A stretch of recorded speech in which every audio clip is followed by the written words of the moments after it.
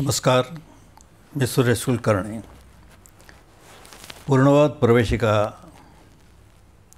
लेखक डॉक्टर विष्णू रामचंद्र पारनेरकर आणि प्राध्यापक वी.पू. आपटे, जे इंजिनिअरिंग कॉलेजमध्ये इंदूरला प्राध्यापक होते, आणि डॉक्टर विष्णू महाराज पारनेरकर, जे आज प्रसिद्ध आहेत.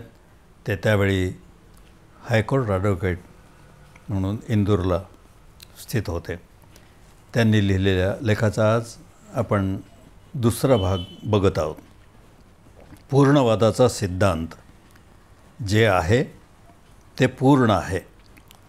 सभ्यतेच्या व संस्कृतीच्या म्हणजे सिव्हिलायझेशन अँड कल्चर या खोड्यात अडकल्यानं मानवाच्या जीवनातील नियमितता, ज्याला रेग्युलॅरिटी आपण जे म्हणतो, ती सहज नाहीशी झाली. ज्यांना जमीन नाही त्यांना ती का नाही, याचं उत्तर पूर्वजन्मीच्या पापात शोधावं लागेल. तर ज्यांना जमीन आहे त्यांना आपण मनाप्रमाणे का जगू देत नाही हे कळणं कठीण झालं.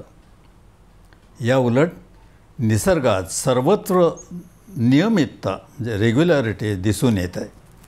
सूर्य वेळेवर उगवतो, ऋतू वेळेवर होतात, पक्षी ठराविक वेळी ठराविक मार्गाचे प्रवास करतात इत्यादी हे आपल्याला दिसून येतं. तेव्हा विश्वात नियमितता असून ती आजच्या मानवी जीवनात का नाही याचा शोध घेण्यास विश्वाचे व त्याच्या पाठीमागील तत्त्वांचे विश्लेषण, ॲनालिसिस करणं जरूर होतं. तर पूर्णवादाचं असं विश्लेषण पूर्णवादाने विवरण केलेलं आहे आणि त्याचे सिद्धांत हे पुढे दिलेले आहेत. या विश्वात दोन तत्वे आपल्या दृष्टीस पडतात. एक जड, ज्याला मॅटर असं म्हटलं जातं, आणि दुसरे चेतन म्हणजे ढोबळ अर्थानं मन. आपल्या भोवती आपण दगड, धोंडे, हवा, पाणी या निर्जीव वस्तू पाहतो. त्यामुळे आपणास जडाची जाणीव असते. आयुष्यभर आपल्या मनाप्रमाणे जगण्याचा आपण प्रयत्न करीत असल्यामुळे मनाची ही अनुभूती असते. आता सर्व पौर्वात्य आणि पाश्चात्य तत्त्वज्ञानानं या दोन तत्त्वांना स्वतंत्र दोन वस्तू मानून कोणती तरी एक अनादी सत असून दुसरी त्यापासून नंतर उत्पन्न झाली असे ते मानतात. आपल्याकडील शंकराचार्य आणि इतर वेदांती अद्वैतवादी लोक विश्व प्रथम चैतन्यमय, ब्रह्ममय, सच्चिदानंद रूप होते आणि आजही तसंच आहे असं मानतात. त्यांच्या मते आपण जे जड पाहतो, अनुभवतो, हा एक खोटा देखावा आहे, आभास आहे, विवर्त आहे, मिथ्याभास असतो. याउलट जडवादी, विज्ञानवादी लोक जडास, मग ते भले सूक्ष्म वायुरूप असो, अनादी सत तत्त्व मानून चेतन त्यात उत्पन्न होते व त्यातच लीन होते असं मानतात. माती असशी मातीत मिळशी वगैरे वगैरे असं म्हणणारे विचारवंत कधी दोन्ही तत्वांना अनादी तर कधी एकास सत्याच्या जवळचं आणि दुसऱ्याला सत्यापासून दूर मानून समन्वयात्मक दृष्टिकोन मांडतात. पूर्णवाद या दोन्ही प्रगतीचं खंडनही करीत नाही किंवा मिलनही करीत नाही. याचं कारण असं, ज्या तर्कविचारांवर वरील दोन्ही विचार किंवा ही विचारसरणी अवलंबून आहे त्या कार्यकारण मीमांसेचं असं सांगणं आहे की एका कारणाचे जे कार्य ते दुसऱ्याचे कारण होऊ शकतं. जर ब्रह्मापासून सर्व झालं तर ब्रह्म कशापासून झालं? बरं, जडापासून जर चैतन्य झालं तर चैतन्यापासून, ब्रह्मापासून काय होणार? तेव्हा येथे कार्यकारण मीमांसा बसत नाही. तेव्हा पूर्णवादाचा चौथा सिद्धांत असा की जड आहे ही जाणीव, ज्याला रिकग्निशन आपण म्हणतो, ही चैतन्याशिवाय नाही. म्हणजे जड आहे असं म्हणतानाच ते म्हणणारे कोणी चैतन्य आहे हे सिद्ध होतं. बरं, चेतन आहे किंवा सर्व ब्रह्ममय आहे, मी ब्रह्म आहे, हेही जड मनुष्यच म्हणतो. जडाशिवाय चैतन्याची अनुभूती आपणास तरी होऊ शकत नाही, असा पूर्णवादाचा 5वा सिद्धांत आहे. चैतन्याशिवाय जड राहू शकते असं जरी मानलं तरी ते राहू शकते असं म्हटल्यास चैतन्य पाहिजे. मी चैतन्य झालो, ब्रह्म झालो असं जड मनुष्यच म्हणतो, तर हे दगडधोंडे जड आहेत असे जड माणसातले चैतन्य म्हणतो. तेव्हा पूर्णवादाचा कळसाचा 6वा सिद्धांत असा की जे काही आहे असं आपणास वाटते ते जड असो म्हणजे मॅटर असो, अगर चैतन्य किंवा माइंड काही असो, ते पूर्ण आहे. म्हणजे जड असेल तर ते असे जड की ज्यातून चैतन्य प्रकट होऊ शकते नव्हे, त्यात कालनिरपेक्ष चैतन्य असतेच व पुढे ते प्रकट होऊन जडाला जड म्हणू शकते. बरं, चैतन्य माइंड जर त्या जडाचा आधार घेऊनच प्रकट होते म्हणजे त्यात जड असतेच.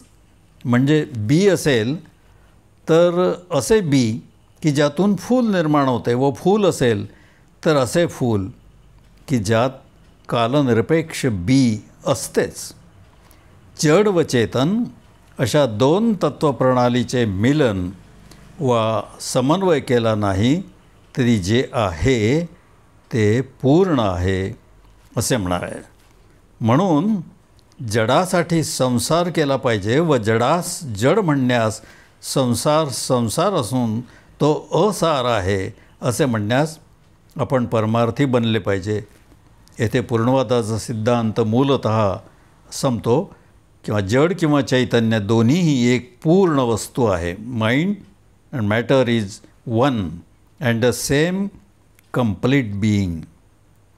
संसार व जीवन ही चैतन्य निर्माण करू शकणाऱ्या जडाची जडाधारे म्हणजे शरीराच्या आधाराने नांदणाऱ्या चैतन्याला होणारी जाणीव असल्यानं ती एक कलात्मक पूर्ण वस्तू आहे. हा पूर्णवादाचा 7वा सिद्धांत आहे. जीवनाचे अंतिम ध्येय व पूर्णवादी दृष्टीनं मोक्षाचा विचार काय आहे? जे काही आहे ते पूर्ण आहे. या ज्ञानामुळं आपण स्वतः ज्यास मी असं म्हणतो तो मी एक पूर्ण वस्तू आहे हे आपणास कळतं.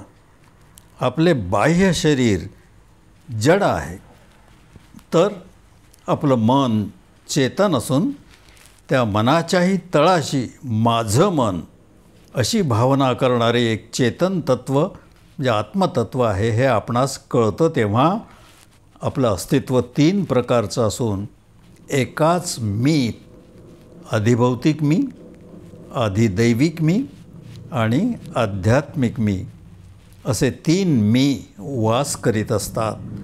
जरी संपूर्ण मीचे प्रगटीकरण आपण या भौतिक जगात शरीरानेच होत असले तरी त्यात इतरही 2 मी वसत असून त्यांची अनुभूती आपणास काही प्रमाणात स्वप्न व गाढ निद्रेत येत असते. या 3ही मींना एकमेकांच्या जाणीवेनं, अस्तित्वानं व एकमेकास पाहून एक वेगळाच कलात्मक आनंद येत असतो. याच आनंदास डॉक्टर पारनेरकर जीवनानंद म्हणतात.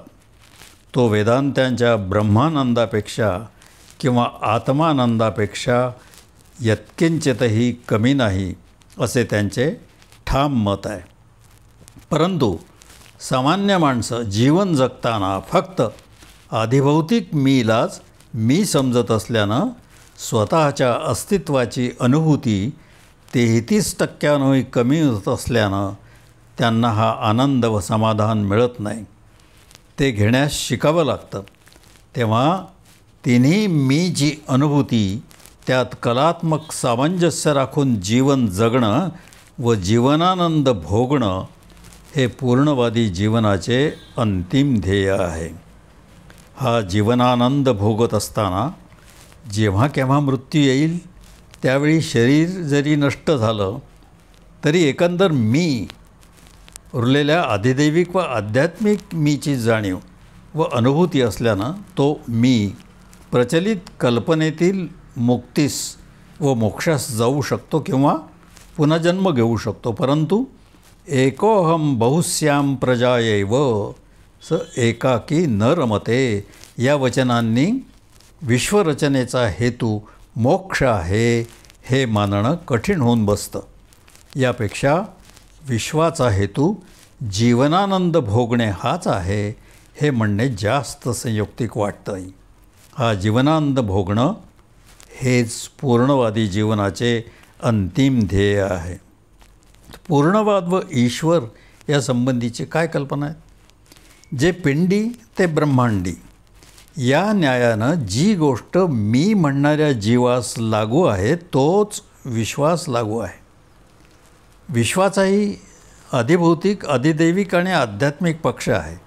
साध्या डोळ्यांनी भोवती दिसणारे पंचभूतात्मक विश्व हा अधिभौतिक पक्ष, तर दिव्यचक्षूंनी यातील दिसणारी ईश्वर शक्ती हा अधिदैविक पक्ष आहे.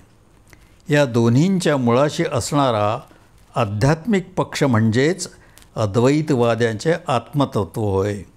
असं असल्यानं पूर्णवाद हे आस्तिक दर्शन असून डॉक्टर पारनेरकरांनी ईश्वराची व्याख्या करताना ज्यास काहीही अशक्य नाही अशी शक्ती म्हणजे ईश्वर अशीच केली आहे. तरी पण या दोन अधिदैविक आणि आध्यात्मिक या दोन्हींना प्रकटीकरणासाठी त्यांची आपणास अनुभूती देण्यासाठी अधिभौतिक विश्वाची गरज ते मानतात. ईश्वर सगुण असो निर्गुण असो त्याची प्रगट अनुभूती येण्यास अधिभौतिक विश्वात काहीतरी घडणे जरूर आहे असे ते प्रतिपादन करतात. जीवन ही या तीनही पक्षांना सामावणारी गोष्ट असण्यामुळे अधिभौतिक प्रयत्न जेथे कमी पडतात तेथेच अधिदैविक प्रयत्नांनी यश येते असे ते सांगतात. जेथे अधिभौतिक आणि अधिदैविक असे दोन्ही प्रयत्न कमी पडतात तेथेच आत्मतत्वाचा किंवा आध्यात्मिक पक्षाचा विचार करण्याचा प्रयत्न करावा लागतो असं त्यांचं संयुक्तिक सांगणं आहे. सर्व प्रकारच्या उपासना व तांत्रिक क्रिया या अधिदैविक पक्षाशी निगडीत असल्यानं त्याचा उपयोग जेथे प्रामाणिकपणे केलेले अधिभौतिक प्रयत्न कमी पडतात तेथेच असं त्यांचं स्पष्ट मत आहे.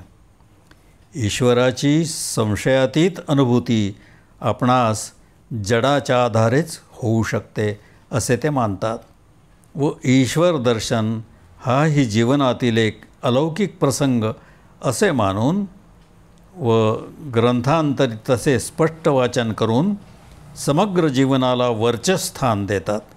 तेव्हा सामान्य माणसानं अधिभौतिक स्तरावर इतरांप्रमाणेच साक्षेपाने जीवन जगण्याचा प्रयत्न करावा. ईश्वरी उपासनेने आपले अधिभौतिक व्यक्तिमत्व वाढवून त्याचा उपयोग जेथे अधिभौतिक प्रयत्न कमी पडतील तेथे ईश्वरास प्रार्थना करून करावा व हे सर्व करीत असता ज्ञानानं आत्मतत्वाचा शोध घेत राहावं. म्हणजे त्यांचे तिन्ही प्रकारचे अस्तित्व प्रभावी ठरून व विश्वाचा सर्व तिन्ही पक्षांशी त्याचा संपर्क राहून त्यास खरा जीवनानंद मिळतो असं पूर्णवादाचं सात्व व महत्त्वाचं सांगणं आहे. तेव्हा सभ्यता संस्कृतीच्या खोड्यातून बाहेर पडण्यास सामान्य माणसानं वरीलप्रमाणे प्रयत्न करावा असं पूर्णवाद सांगतो. या मार्गानं बऱ्याच व्यक्तींना जीवनात यश प्राप्त झालेलं आहे. केवळ आत्मानंद व ब्रह्मानंद, केवळ ईश्वरभक्ती किंवा केवळ भौतिक कर्मयोग न शिकवता पूर्णवाद पूर्ण जीवन जगण्यास हा शिकवित असतो. अशा रीतीनं पुन्हा पुन्हा जन्म घेऊन प्रत्येक जन्मात पायरी पायरीनं चढत जाऊन मनुष्य पूर्ण पुरुषापर्यंत पोचू शकतो. हा प्रवास अनादि व अनंत असा आहे. पूर्णवादी तत्त्वज्ञानाचे प्रतिबिंब खालील श्लोकात पाहता येतं. ओम पूर्णमदः पूर्णमिदं पूर्णात् पूर्णमुदच्यते पूर्णस्य पूर्णमादाय पूर्णमेवावशिष्यते. ओम शांती शांती शांती. जय पूर्णवाद. आपणास आवडलं असल्यास लाईक शेअर करावं, आपल्या मित्रपरिवारास जरूर पाठवावं ही विनंती. धन्यवाद.